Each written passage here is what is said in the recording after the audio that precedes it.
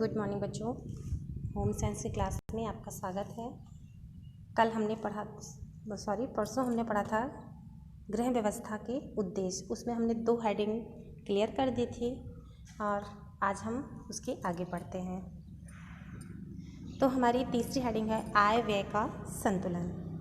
आय व्यय का संतुलन, जिस देखिए आपको हेडिंग में ही पता चल रहा है कि जो हमारी आय है उसमें से जो हम व्यय करते हैं उसको एक संतुलन बना के करना चाहिए, ना बहुत ज़्यादा और ना बहुत कम।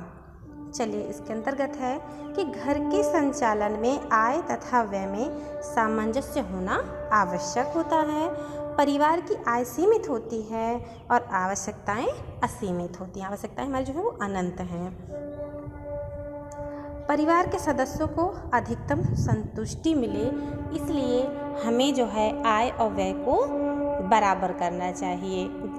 मतलब हमारी इसमें बराबर का मतलब ये है कि हमारी जो मेन आवश्यकताएं हैं वो पूरी हो जाएं। उसके बाद अगर हमारा कुछ पैसा बचता है तो हम और भी उसमें और अच्छा करने का प्रयास कर सकते हैं। देखिए, भोजन कहने के लिए सिर्फ भोजन होता है। भोजन में आप नमक रोटी भी खा सकते हैं, दाल रोटी भी खा सकते हैं और पकवान भी खा सकते हैं। तो जिस हिसाब से आपकी आय होगी उस हिसाब से आप भोजन को मैनेज करते हैं। ये एक छोटा उदाहरण देकर मैंने आपको बताया है।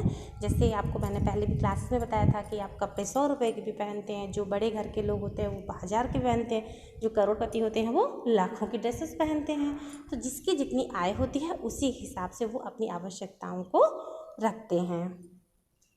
फिर है समाज सेवा। गृह के विभिन्न कार्य इस प्रकार व्यवस्थित होने चाहिए, मतलब घर के कार्य को आपको इस तरीके से मैनेज करना है या सामंजस्य बना के करना है कि कुछ समय आप समाज को दे सकें। जैसे कि कहीं शादी विवाह का फंक्शन है, कहीं कोई दुख में है, कोई ख़त्म हो गया है, किसी की डेथ हो गई है या कोई मुसीबत में है, तो आप उसकी मदद कर सको। तो आप दूसरे मदद कब कर पाएंगे? जब आप उस लायक होंगे। और आप उस लायक कब बनेंगे? जब आप अपनी सारी कामों को व्यवस्थित ढंग से और एक सामंजस्य बनाकर करेंगे। फिर है आपकी हेडिंग विश्राम एवं मनोरंजन। घर के सभी सदस्यों को मिलजुल कर काम करना चाहिए, जिससे कि किसी एक के ऊपर बहुत ज़्यादा लोड ना हो कि वो थक जाए। तो इसलिए आपको चाहिए कि घर में सहयोग करें। थोड़ा थोड़ा काम अगर सब बांट लेते हैं तो एक तो समय की बचत होती है, प्लस आदमी थकता भी नहीं है और उसको घर में मनोरंजन करने का भी मौका मिलता है और थोड़ा बहुत वो आराम भी कर सकता है, परिवार को समय भी दे सकता है। ठीक है बच्चों, आप पढ़ेंगे सर्वांगीण विकास। एक कुशल गृह व्यवस्था के परिवार के लिए सुख शांति का वातावरण उत्पन्न करने में जो होता है वो आय व्यय बहुत मायने रखता है। क्योंकि कभी कभी आप लोगों ने देखा होगा, घर में भी देखा होगा कि जब पैसे की कुछ कमी हो जाती है तो घर में लड़ाई झगड़े होने लगते हैं। आप कुछ भी छोटी चीज़ मांग लीजिए, मम्मी पापा डांटने लगते हैं, अभी पैसे नहीं है घर में, तुमको ये चाहिए वो चाहिए। तो इसलिए हमें क्या करना चाहिए कि जो है कुशल गृह व्यवस्था परिवार के लिए सुख शांति बनी रहे, वैसा वातावरण रहे, इसलिए आपको आय और व्यय को एक सामंजस्य बना के रखना चाहिए। बहुत अधिक खर्च नहीं करना चाहिए। अब है गृह व्यवस्था के साधन। बच्चों, गृह व्यवस्था के 3 साधन होते हैं। कौन कौन से हैं वो आप देखिए। पहला होता है भौतिक साधन, दूसरा है मानवीय साधन और तीसरा है सार्वजनिक साधन। भौतिक साधन क्या है? भौतिक साधन को परिवार को भली प्रकार सुव्यवस्थित रूप से चलाने के लिए भौतिक साधनों की आवश्यकता पड़ती है।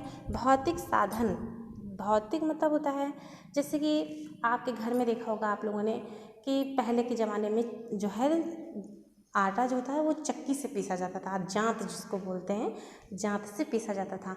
लेकिन अब क्या है, हमारी भौतिक सुख सुविधाएं बढ़ गई हैं। इलेक्ट्रॉनिक ने जगह ले ली है, बिजली से चलने वाले यंत्र हमारे घर आ गए हैं। बेने की जगह अब पंखे ने ले ली है। पंखे को भी कहा जाए तो अब कूलर आ गया है, AC आ गई है। और चूल्हा फूंकते थे पहले की औरतें, अब देखिए गैस, तो कोई धुआं नहीं, कोई कुछ नहीं, काम भी जल्दी हो जाता है, समय की भी बचत होती है। और यही सब आधुनिक उपकरण हैं। तो परिवार की आय होने से आवश्यकता अनुसार व्यय किया जाना संभव हो जाता है।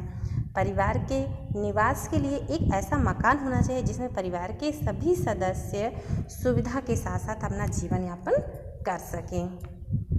परिवार में कार्यों को करने के लिए आधुनिक यंत्र होने से कार्य सरलता से तथा कम समय में पूर्ण हो जाते हैं।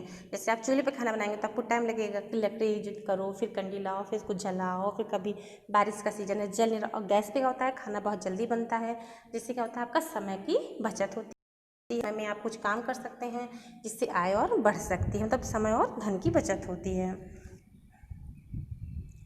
फिर है मानवीय साधन। भौतिक साधनों के अतिरिक्त मानवीय साधनों की भी आवश्यकता होती है। परिवार के सदस्यों की संख्या, नौकर, परिवार के सदस्यों का व्यवहार, ज्ञान तथा रुचि आदि आते हैं। गृह व्यवस्था के लिए परिवार के सदस्यों, नौकरों की सहायता भी लेनी पड़ती है। देखा किसी किसी घर में क्या होता है, जैसे काफ़ी लोग होते हैं तो उनके यहाँ बर्तन वाली लगी रहती है, तो वो थोड़ा सा सहयोग कर देती है बर्तन धुलने में।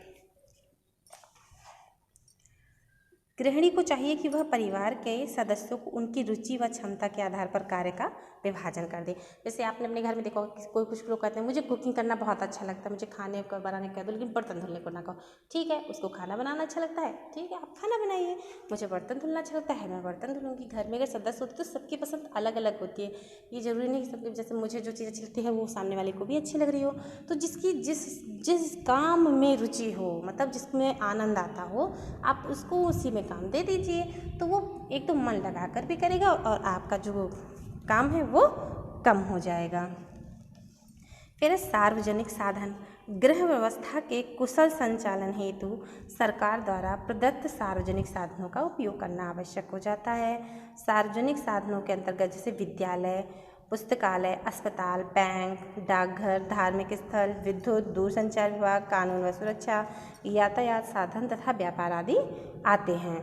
सार्वजनिक साधन जो सबके लिए हो, जैसे स्कूल है, आप भी पढ़ने आते हो तो इसमें कितने बच्चे आते हैं ना, तो ये सरकार ने बनाया है कि जिससे कि आप शिक्षित हो सकें। हॉस्पिटल है, आप जाइए, आपका इलाज होता है, वहाँ पे सबका इलाज होता है, चाहे अमीर के घर के जाएंगे तब भी इलाज होगा और गरीब के घर के जाएंगे तब भी इलाज होगा। तो ये सबके लिए है, मतलब सब लोग जिसको इस्तेमाल कर उसको बोलते हैं सार्वजनिक। हमारे दैनिक जीवन में इन सभी सुविधाओं का विशेष महत्व है। ठीक है बच्चों, आज के लिए इतना ही। कल हम पढ़ेंगे गृह व्यवस्था के तत्व या कारक। ठीक है बच्चों, हाँ, और आपको ये भी बताना है कि आप लोग बुक ले लीजिएगा क्लास 9th की, और ये है शिखा जैन की लिखी हुई। और बच्चों मैं ये बताना चाहती हूँ कि आपका इसमें जो एक चैप्टर था फर्स्ट वाला, पहला चैप्टर, वो कट गया है, वो आपके सिलेबस में नहीं है, इसलिए आप लोगों को परेशान नहीं होना है। ये गृह व्यवस्था आपका चैप्टर 2 है, लेकिन आपको समझ में ना आता, इसी वजह से मैंने उसमें चैप्टर फर्स्ट डाल दिया, मतलब पार्ट 1 डाल दिया है। ठीक है बच्चों, बाय, कल फिर पढ़ेंगे।